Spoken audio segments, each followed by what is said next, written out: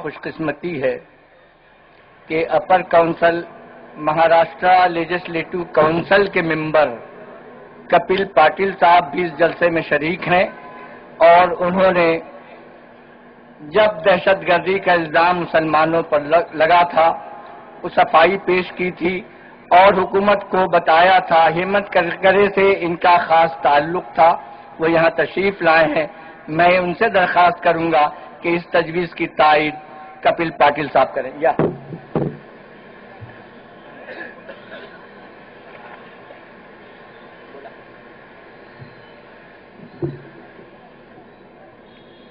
अस्सलाम वालेकुम।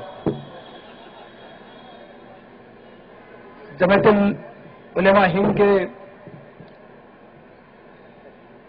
सदर आदरणीय मदनी साहब,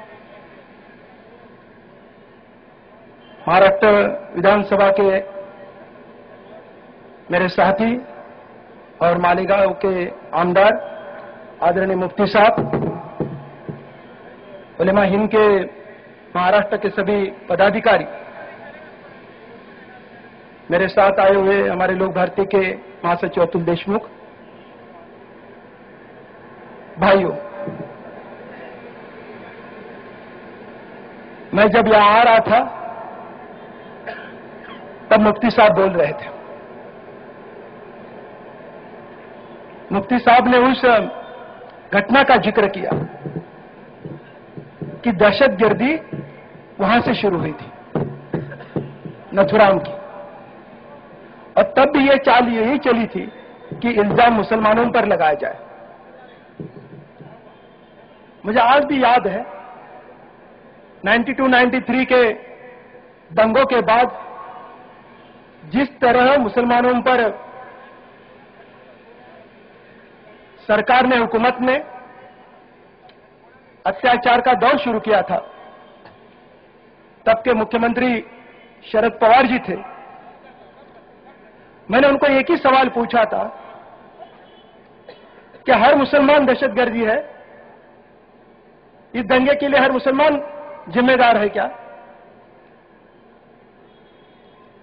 क्योंकि मुझे आज भी याद है मुफ्ती साहब तब मुंबई में 800 के ऊपर मुस्लिम नौजवानों का कत्ल हो चुका था दंगों के नाम पर। किसने किया, कैसे किया, वो तो आपने बता दिया कि वो परंपरा शुरू होती है नथुराम से। मगर मदनी साहब, हमारे तब के मुख्यमंत्री ने कहा था कि देश का मामला है, मैं यहां कोई इंटरवेन करूंगा नहीं, और वो दौर परसों तक चला और उसी दौर ने हमारे शहीद हेमंत करकरे की भी जान ले ली। असेंबली में और काउंसिल में हमेशा ये बात चलती है, सेक्चर की बात होती है, मुसलमान की बात होती है, तो सामने वाले उठकर खड़े हो जाते हैं और हमला बोलना शुरू करते हैं। जब अपर हाउस में मैंने सेक्चर का ठहराव रखा था नागपुर के सेशन में कि इस पर अमल होना चाहिए, एक बार नहीं, दो बार, तीसरे बार मुझे प्रस्ताव रखने की अनुमति मिली थी, तो सामने एक बीजेपी के एमएलसी जो वो खड़े होकर बोले,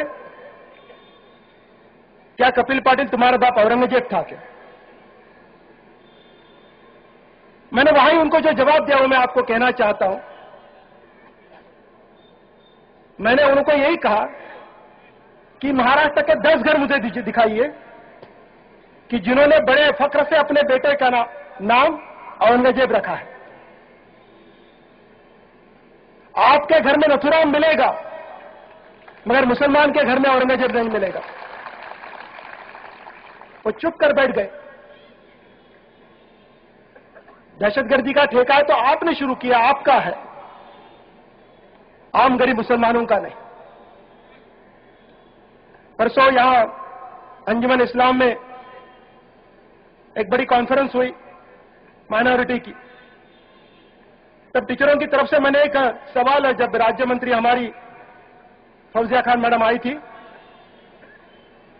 अभी कोशिश चल ये रही है कि सिलेबस में दहशतगर्दी का सवाल रखकर उस पर पढ़ाया जाए। इसका मतलब क्या होता है? जो स्कूल में बच्चे जाते हैं उनसे क्या मतलब होता है? तो वहां यही दिखाएंगे आप कि मुसलमान अतिरेकी होता है, दहशतगर्दी वाला होता है। नथुराम का नहीं पढ़ाएंगे। नथुराम ने कहा, मैं जो स्टोरी की राशिद लिखा था, हर बार यह होता है। इसका मूल कारण ऐसा है कि हमारे सिलेबस में, हमारे पाठ्यक्रम में, हमारे स्कूलों में भेदभाव की नीति शुरू हो जाती है। यह हिंदू या मुसलमान की बात स्कूलों में शुरू हो जाती है। और जब तक हमारा सिलेबस नहीं बदलता, हमारे सिलेबस की वो सोच नहीं बदलती, तब तक इस देश में एकता का कोई वातावरण नहीं बन सकता। हमें क्या पढ़ाया जाता है? हमें पढ़ाया जाता है कि मुसलमान खैबर खिंड से आए, तलवार लेके आए। इस देश में इस्लाम आया, तलवार लेके आया, यही हमें पढ़ाया जाता है। मैं स्कूल में पढ़ा हूं, मराठी स्कूल में। मुफ्ती साहब मुझे यही पढ़ाया गया। मगर इतिहास के पन्नों को हम ठीक तरह से देखें तो इस देश में इस्लाम खैबर खिंड से नहीं आया है। पहली मस्जिद केरल में खड़ी हुई थी। खैबर खिंड से मुगल आने के कई साल पहले, बहुत सदियों पहले, आज इसको 1400 साल लगभग हो रहे हैं, पहली मस्जिद खड़ी हुई। और एक राजा था वहां का, चेरीमन, पैगंबर साहब की कहानी सुनकर वो चला गया था और इस्लाम को कबूल करके वापस आ रहा था। वो नहीं पहुंच पाया था, मगर उसके लोग आए और पहली मस्जिद खड़ी हुई। इस इतिहास को नहीं दिखाया जाता, इतिहास को दिखाया जाता ये। मैं तो कहता हूं कि एक भी बादशाह दिखाओ, अरे जो बादशाह अपने पत्नी का धर्म नहीं बदल सके, उन्होंने तलवार के जोरों पर किसी को मुसलमान किया गया है, ये तो हो ही नहीं सकता, हो ही नहीं सकता। एक भी मुझे उदाहरण दे तो मैं विड्रॉ हो जाता हूं। अकबर से लेकर, बाबर से लेकर औरंगजेब तक या आदिल शाह तक, यदि ये इतिहास कभी बताया नहीं जाता, जानबूझ के तलवार हाथ में दी जाती है। इस देश में इस्लाम आया, वो एक ही पैगाम लेकर, प्रेम और भाईचारा, और उससे भी आगे मसावात का पैगाम लेकर। क्योंकि जिस देश में खुदा के सामने जो बराबरी नहीं थी, तो पहली बार लोगों को लगा कि खुदा के सामने हम बराबर हैं, हमें समता मिल रही है, हमें बराबरी का हिस्सा मिल रहा है। मंदिर में जाने के लिए इजाजत नहीं थी। उन सभी पसमानदा तबकों को लगा कि कोई तो हमें सम्मान दे रहा है, कोई तो हमारी इंसानियत की इज्जत रख रहा है, और इसीलिए मसावात को पाने के लिए यहां के पसमानदा तबकों ने इस्लाम कबूल किया। यह इतिहास क्यों नहीं बताया जाता? तो इस्लाम इस देश के इतिहास की, इस विरासत की का एक बड़ा हिस्सा है। इस्लाम आने के बाद समता का दौर शुरू हो जाता है। पंढरपुर में वारकरी जाते हैं, वो कहां से आया समता का? वो है इस्लाम की देन है, वो इस्लाम की देन है। आप ज्ञानेश्वर से लेकर तुकाराम तक जाइए, सब कहते हैं कि हमने इस्लाम से बात ली है, बराबरी की, समता की, सबको साथ रखने की। ये बात, ये विरासत जो मिली, इस्लाम से मिली है। मगर ये इतिहास, ये तारीख हमें स्कूल में नहीं पढ़ाया जाता। और जानबूझ के इस देश में लोगों में फूट डालने के लिए हर कोशिश सत्ताधारी, मैं केवल जो फिरका परस्त लोग हैं उनको नहीं दोष देता, जो फिरका परस्त को विरोध करने वाले, मगर चेहरा अलग है, जिनको बेनकाब किया था हमारे करकरे साहब ने भी, सत्ताधारी भी है। क्यों करकरे साहब जाने के बाद पिक्चर उल्टा हो गया? क्यों उसके बाद वापस पकड़ना शुरू कर दिया, किसी पर इल्जाम लगाना शुरू कर दिया?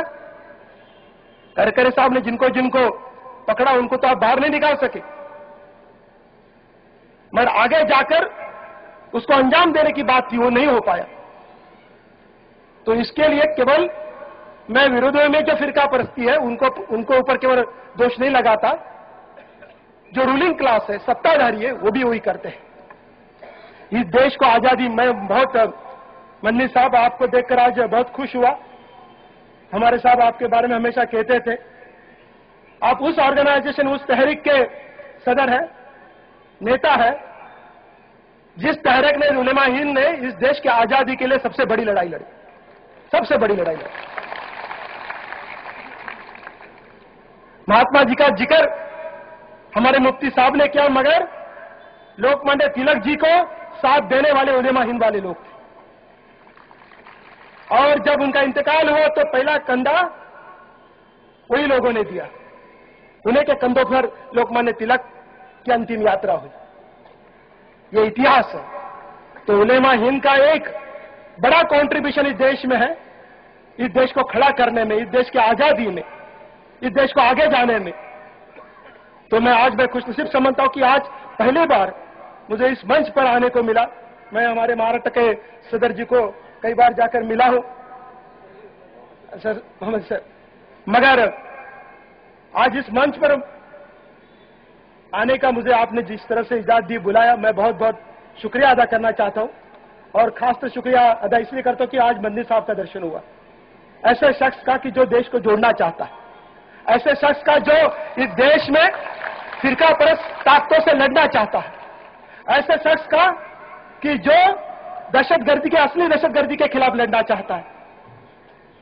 जमीयत उलमाए हिंद, जमीयत उलमाए हिंद, हजरत मौलाना अरशद मदनी, हजरत मौलाना अरशद मदनी, जमीयत उलमाए हिंद, जमीयत उलमाए हिंद, हजरत मौलाना अरशद मदनी। मैं आज यहाँ आया हूँ मदनी साहब को सुनने के लिए, क्योंकि पहली बार मुझे मौका मिल रहा है। तो मदनी साहब और आपके बीच में ज्यादा नहीं रहना चाहता। मैं इतना ही भरोसा देता हूं, असेंबली में हमारे मुफ्ती साहब अकेले हैं, अपर हाउस में मैं अकेला हूं, मगर मैं अकेला नहीं महसूस करती हूं, आप सब मेरे साथ हैं। और यदि आप साथ है तो इस देश की कोई भी ताकत, हाउस की कोई भी ताकत हमें रोक नहीं सकती। हम आगे जाएंगे इस देश को मजबूत बनाने के लिए, इस देश की एकता को कायम रखने के लिए और उस मसावत को अपनाने के लिए हम और आगे बढ़ेंगे। मैं मदनी साहब, आप जो पैगाम लेके आए उसको मैं कबूल करता हूं आज, और उसी मसावत के लिए, उसी एकता के लिए लड़ने का, आपको साथ देने का मैं यहां वादा करता हूं और मेरे बात को यहां विराम देता हूं। जय हिंद, जय महाराष्ट्र।